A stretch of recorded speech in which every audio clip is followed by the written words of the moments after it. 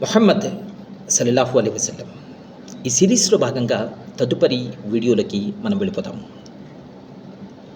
మానవ సమానత్వాన్ని, మానవ హక్కుల చార్టర్ను మరియు దేవుని ఏకత్వ భావనను, మనుషులు చేసుకున్నటువంటి కర్మలకు ఒకానొక రోజు దేవుని ముందు హాజరు కావాల్సి ఉంది అనేటువంటి సందేశాన్ని తీసుకుని మహాప్రవక్త ముహమ్మద్ వారు తాయిఫ్ అనేటువంటి ప్రాంతానికి బయలుదేరారు. తాయిఫ్ ప్రాంతంలో ఉన్నటువంటి నాయకులు ముహమ్మద్ వారిని తీవ్రంగా అసభ్యంగా ప్రవర్తిస్తూ అవమానించారు. ఆ తర్వాత కొంతమంది నాయకులు కొంతమంది అల్లరి మూకను పురమాయించి ఆయనను వెంబడించి ఆయనను రాళ్లతో కొట్టే విధంగా ఏర్పాటు చేసి ప్రణాళిక పన్నారు.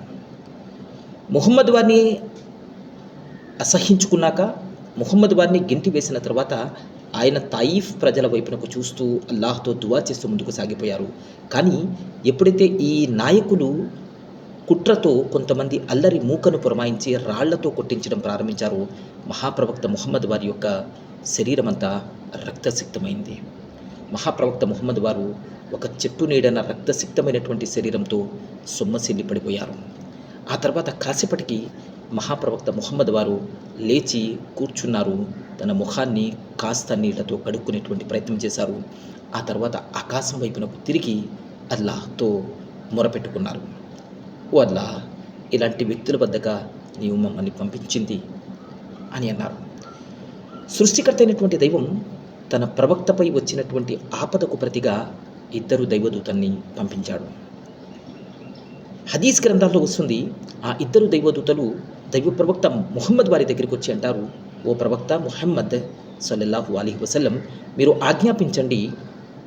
తాయిఫ్ ప్రాంతము కొండల నడుమ ఉంది.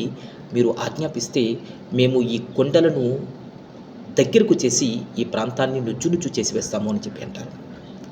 ఆ సమయంలో దైవ ప్రవక్త కారుణ్యమూర్తి మహనీయ ముహమ్మద్ సల్లల్లాహు అలైహి వసల్లం అంటారు, దూతలారా, వద్దు వద్దు, వీరు తమ ప్రవక్తను గుర్తించలేకపోయారు.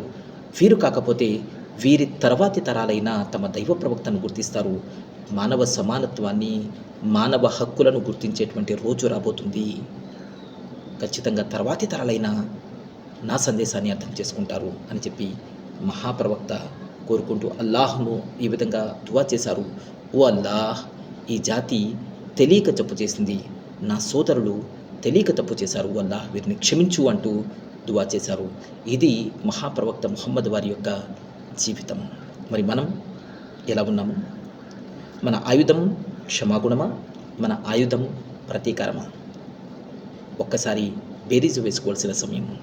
ఒక్కసారి ముహమ్మద్ సల్లల్లాహు అలైహి వసల్లం యొక్క జీవితాన్ని అధ్యయనం చేయండి.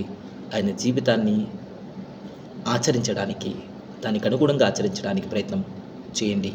నేను, మీరు ఈ ప్రయత్నంలో ముందడుగు వేద్దాం. అస్సలాము అలైకుం.